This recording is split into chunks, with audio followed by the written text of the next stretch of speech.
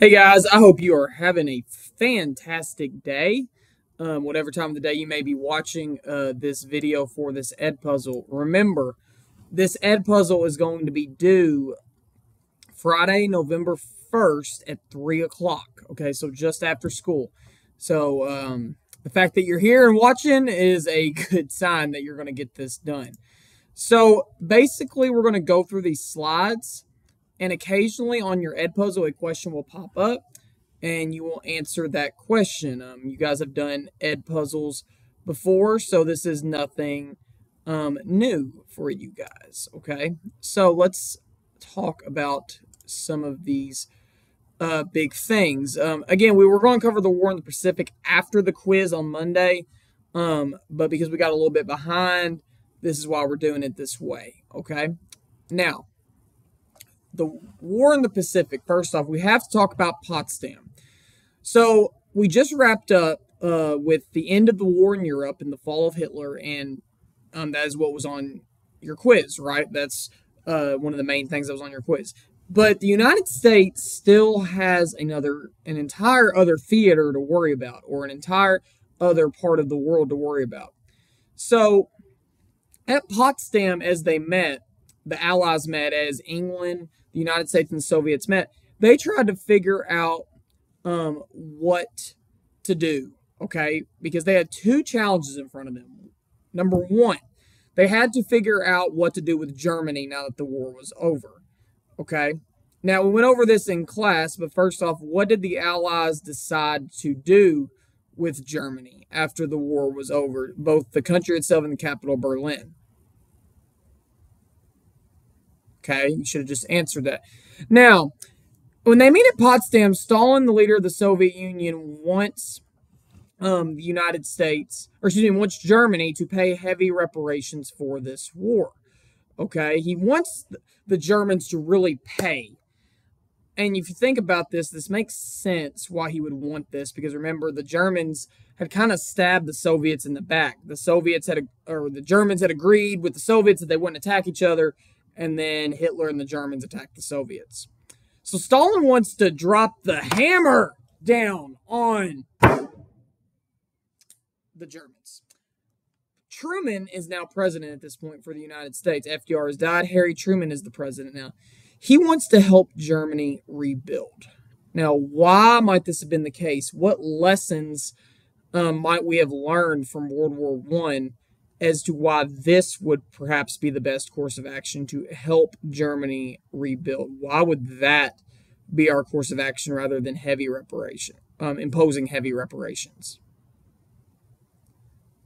Okay, now, the reason for that, if you think back to World War I, the Treaty of Versailles that ended World War I blamed the Germans very heavily and imposed very harsh punishments on the Germans. And all that did was poke the bear and made Germany mad and ultimately led to the rise of Hitler. Okay, now, so the United States wants to help Germany rebuild. But the other thing, as we shift into the war in the Pacific now, the Potsdam Declaration to Japan gave the Japanese a chance to end the war. Okay, it was sent to the Japanese government a couple of weeks before Hiroshima and Nagasaki were bombed. And we're going to look at the language of this in a second. Every question, I'm not going to repeat because the question's right there on the slide, okay? So I'm going to read the slide to you, the text from the Potsdam Declaration, and then in that Ed puzzle, you're going to answer the question. So we're going to look at some different parts of this Potsdam Declaration. Okay, number one, the prodigious land, sea, and air forces of the United States, the British Empire, and of China, many times reinforced by their armies and air fleets from the West, are poised to strike the final blows upon Japan. This military power is sustained and inspired by the determination of all the Allied nations to prosecute the war against Japan until she ceases to resist. Okay, how would you describe the tone of that passage? So answer that. Now, think about this.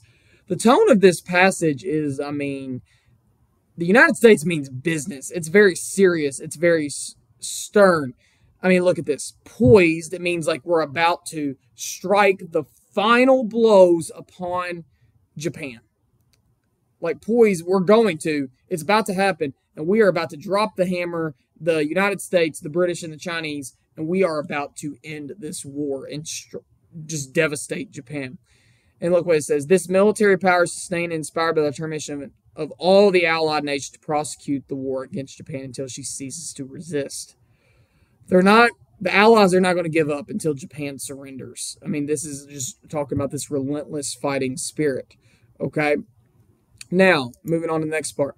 The might that now converges on Japan is immeasurably greater than that which, when applied to the resisting Nazis, necessarily laid waste to the lands, the industry, and the method of life of the whole German people.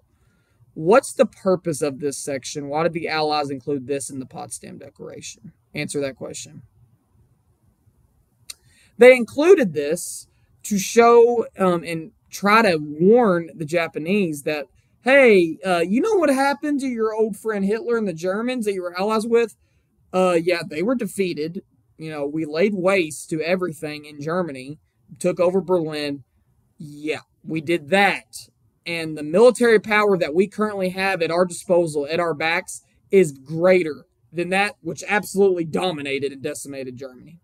So it's trying to stress to the Japanese, like, let them know that we're coming and we have the numbers to absolutely devastate them.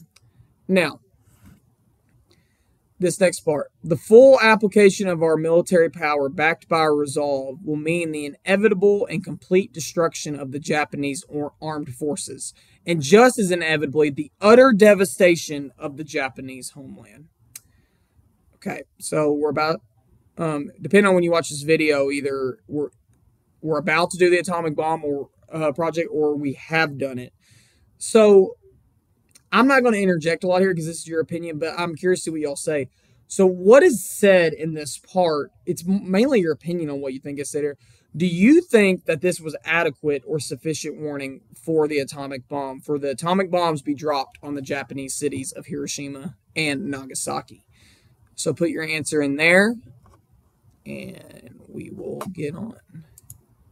So how did we get to this point? Like, we kind of hopped right in this video and in these slides.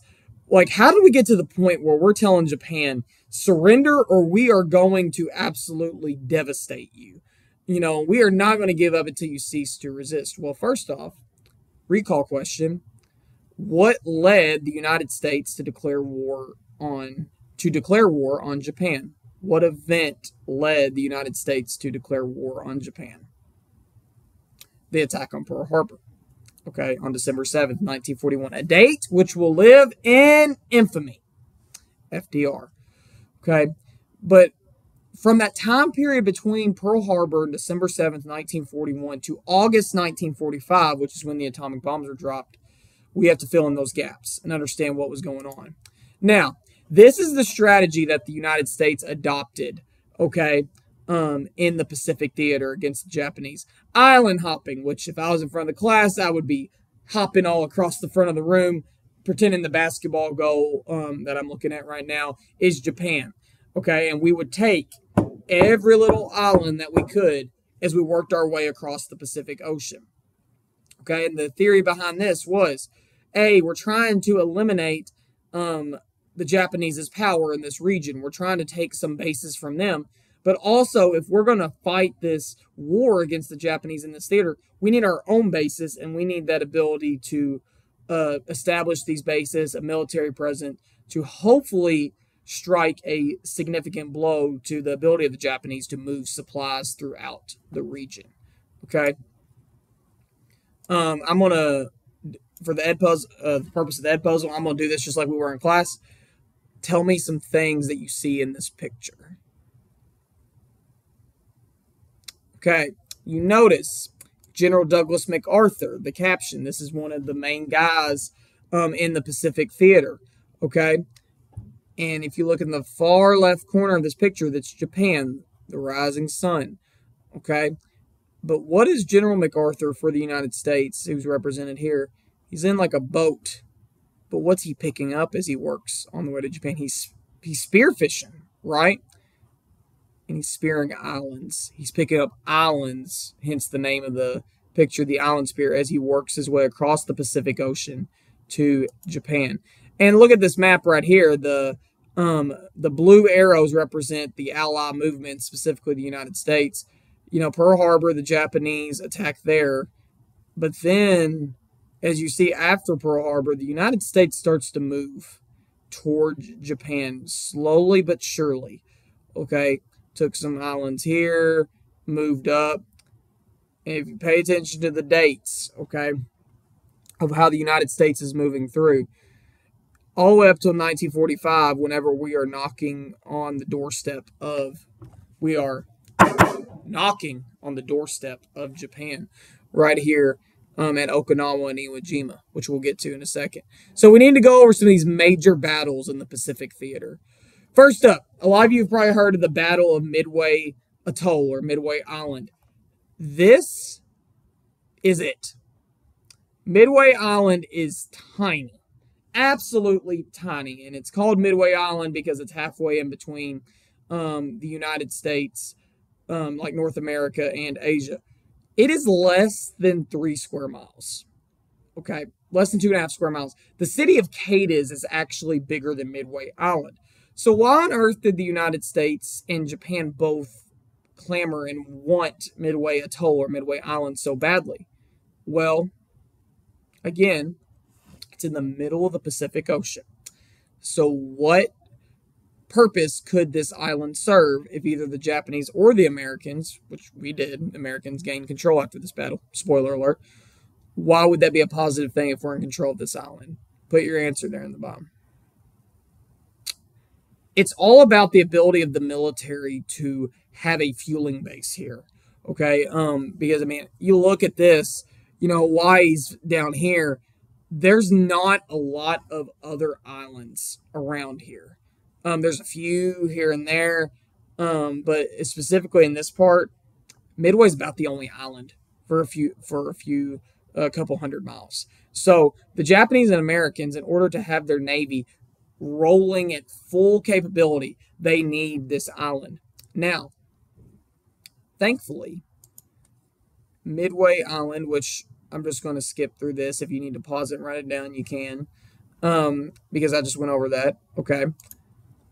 Midway Island goes our way and then some. The Americans in this battle are somewhat outnumbered, but the Americans are able to pull off the dub. Okay. The Japanese had 4 aircraft carriers at this battle. Ironically, some of the same ones that they had used for Pearl Harbor, and they were destroyed by the U.S. Forces, by the U.S. planes. And almost a third of Japan's Air Force, their planes are destroyed in this one battle. Japan was not able, so, I mean, they have 4 aircraft carriers down and a third of their planes gone.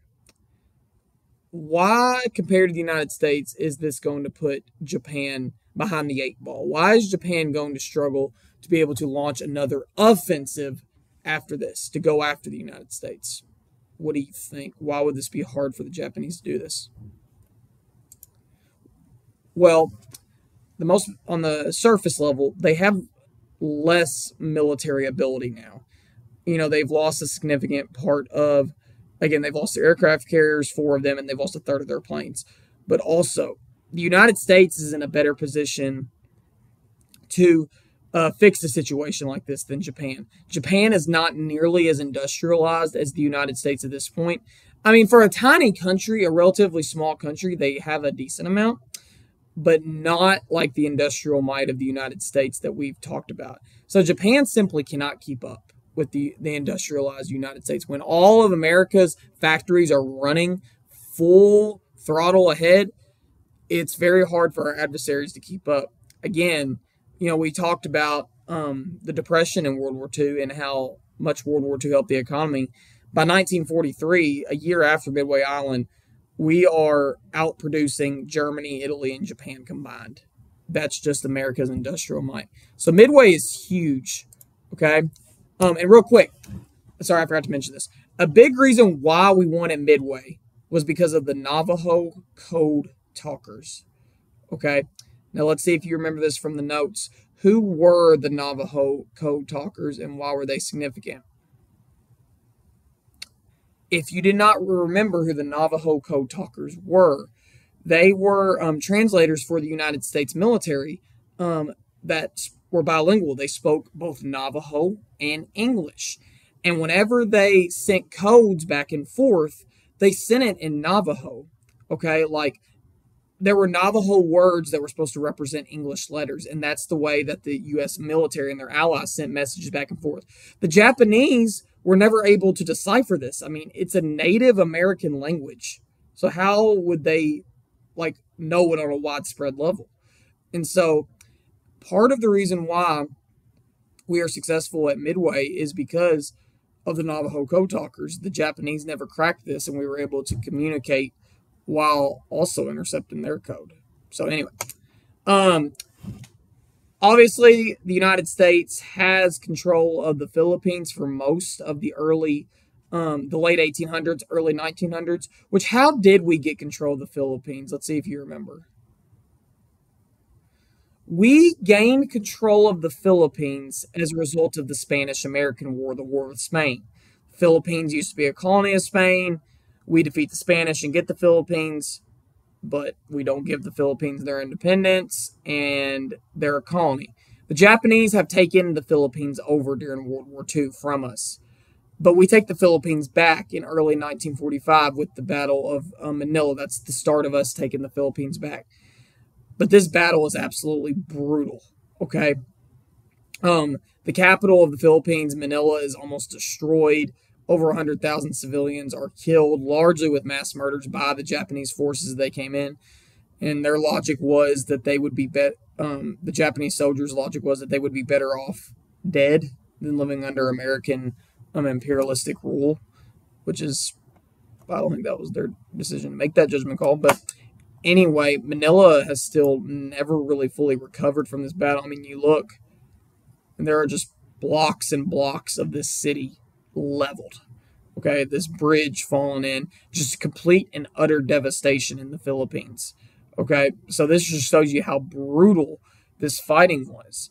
And speaking of brutal battle, we have to talk about Iwo Jima now. I mean, this today, very scenic place. I'd like to go on vacation here. But during World War II, this was the site of one of the deadliest battles in the Pacific. Okay, and one of the deadliest battles in the history of the United States Marines. Okay, so a lot of you have probably seen a picture of this. I'm curious. Actually, I'm going to answer this as a question. How many of you have seen this picture before? Yes or no? Okay, I haven't seen the numbers yet because I had to make this YouTube video first. But most Americans have probably seen this picture before. This is from Iwo Jima. Okay, after all this terrible, terrible fighting, the Americans are finally able to take this battle back, or excuse me, this island back from the Japanese defenders. But it's not without a cost. Again, one of the deadliest battles in the history of the Marines. 7,000 Marines are killed, 20,000 wounded. Read this last part. All but 215 of the 18,000 Japanese are killed. Only 215 of the 18,000 Japanese defending the island surrendered. The rest fought to the death. I'm curious, why is this the case? If you know anything about Japanese culture at this time, why was this the case?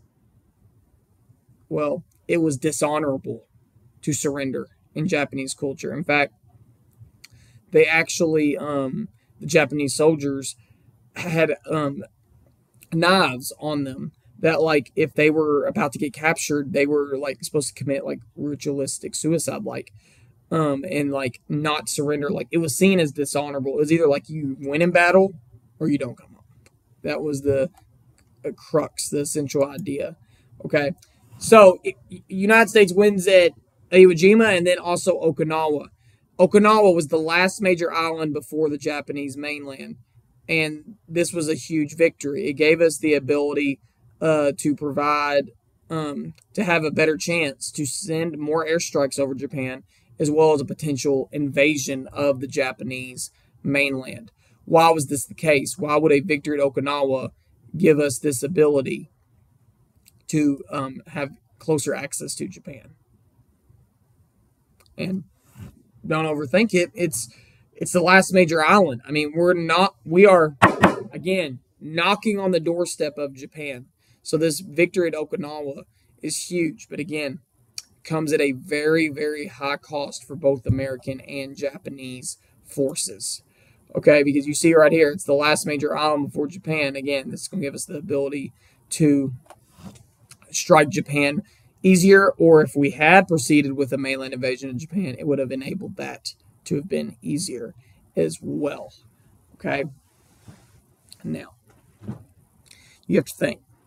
We talked about Japanese fighting culture, but as the American forces get closer to Japan, the Japanese are going to fight fiercer and fiercer. They're going to fight harder on Okinawa and Iwo Jima than they might have back in Midway or like somewhere in the Coral Sea. Okay, we're getting close to their homeland. They are going to defend that absolutely at all costs. Okay, and another thing that made this war in the Pacific difficult is kamikazes. Okay, were largely used at the Battle of Okinawa and as well as other battles in the Pacific theater. Kamikazes are used by the Japanese during this time. Does anybody know? I'm curious. See if you've heard the term kamikazes. What is a kamikaze?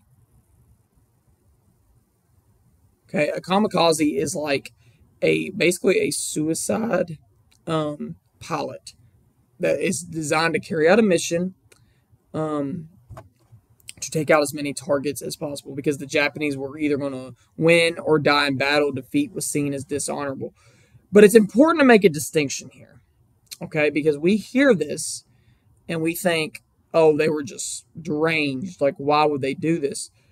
They viewed this as being honorable and doing something for their family, their country.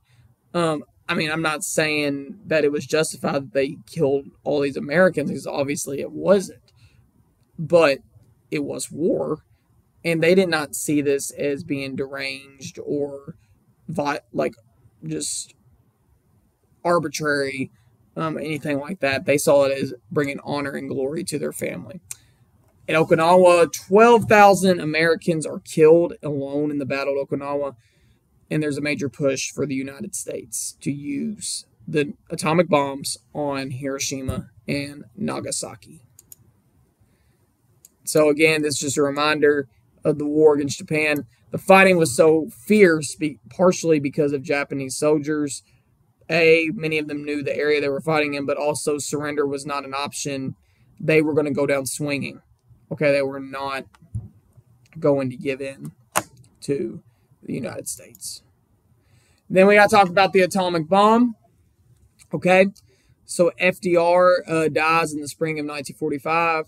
And Harry Truman becomes the president of the United States. Okay.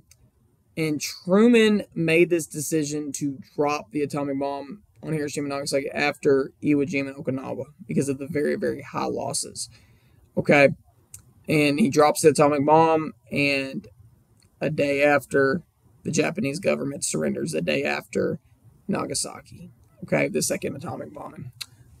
But anyway, believe that is it. The rest of these slides are videos you can watch, and honestly, we may have watched them in class. It just depends on what we got to. Okay, if you have any questions, please let me know, and have a great rest of your day.